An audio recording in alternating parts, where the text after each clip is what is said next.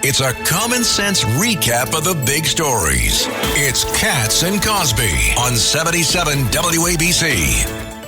Joining us now is the great investigative journalist there with the New York Post, Miranda Devine. Miranda, let's first get to some of this foreign money, some of these reports. You did a great blockbuster story recently, and I wanted to follow up with you. Have you heard any more about like some of these questionable donations going through Act Blue and some other groups, but going through and being fake donations coming from foreign countries, potentially? That's illegal, obviously.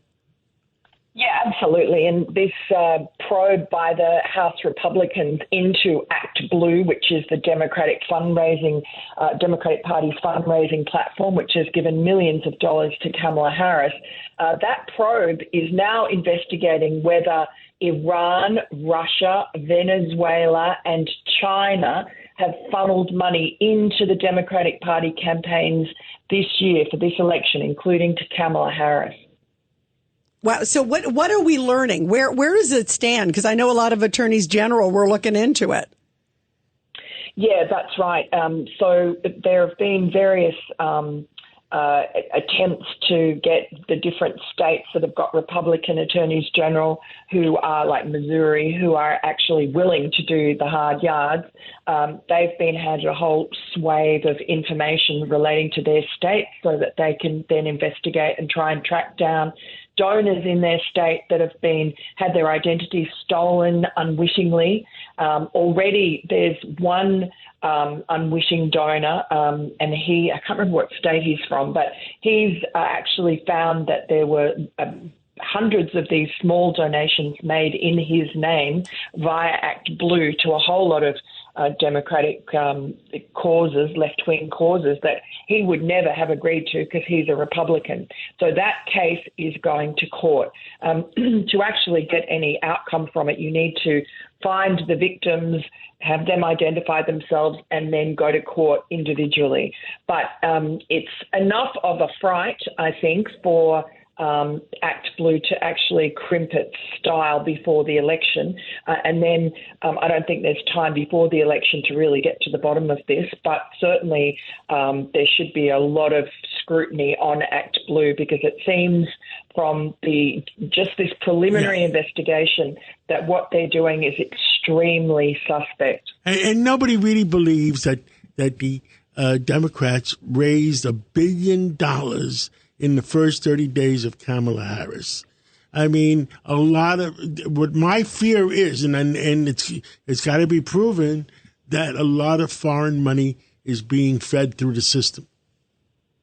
That's right. And, it's completely against the law. But this is the way the Act Blue process is. This scheme that we've got the outlines of from this investigation is that they're bypassing the federal election donations laws by taking this money and then splitting it up into tiny amounts and then funneling them through these small donors. $199 each, because if it's less than 200, you don't have to report names or anything. And like over and over again, John, too. It's sort of it's like a computer going. Yeah. I mean, that's amazing. Yeah.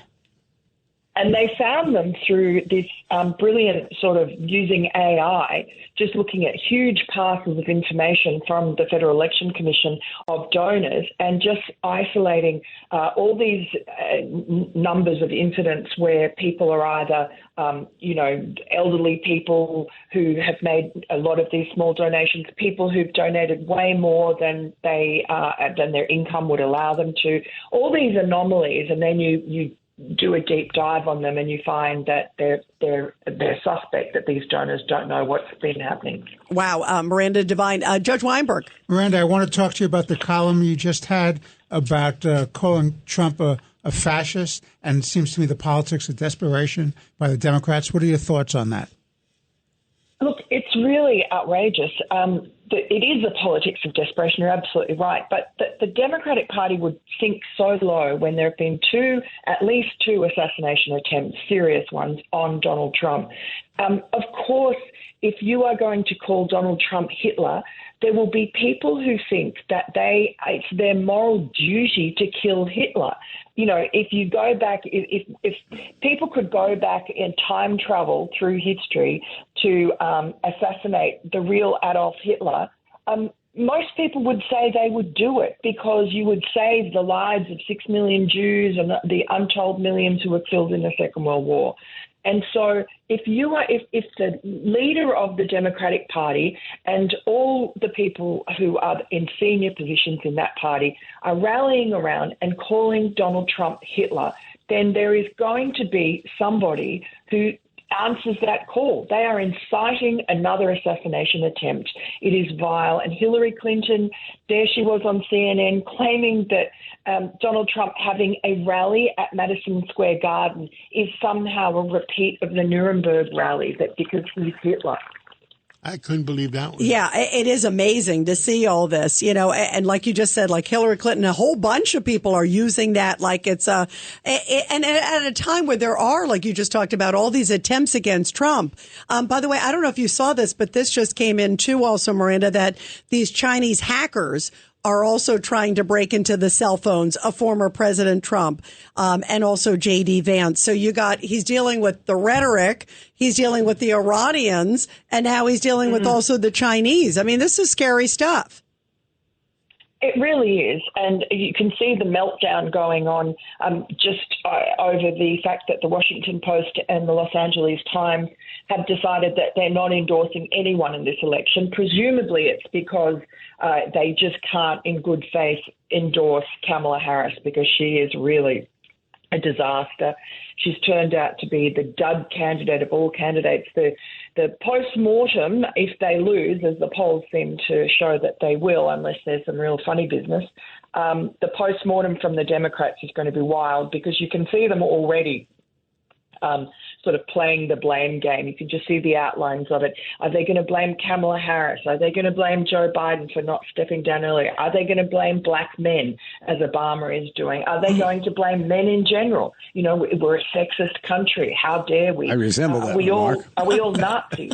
Wait, yeah. Governor Patterson has something to say about the black men part. They better not blame me if they lose. I've been trying to tell them how to win the whole damn election.